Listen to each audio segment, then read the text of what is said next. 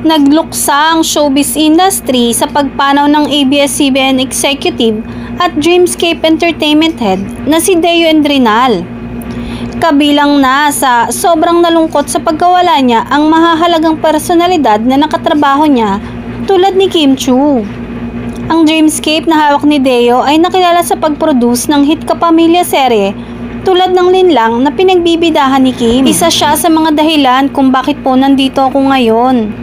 Dahil naniniwala po siya sa akin. Emosyonal na sabi ni Kim sa naturang panayam. May binitawang pangako ang kapamilya actress sa namayapang TV executive. Sa pangalawang gabi para sa yumaong Dreamscape Entertainment head and ABS-CBN executive nitong nagdaang linggo ay dumalaw agad si Kim Chiu. Sa panayam sa kanya ng ABS-CBN ay talagang hindi niya napigilan ang maging emosyonal habang inaalala ang kabaitan ni Deo at ang mga naitulong nito sa kanyang showbiz career. Sabi ng dalaga, isa raw talaga sa mga taong unang naniwala sa kanya at nagbigay ng magagandang oportunidad sa showbiz.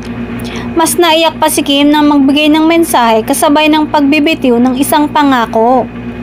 Salamat lang po sa lahat.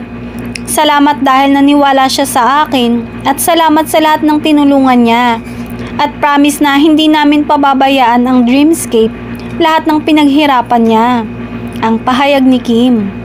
Samantala, sabay naman naispata ng Dirty Linen star Janine Gutierrez na nagbigay pugay at nakiramay din.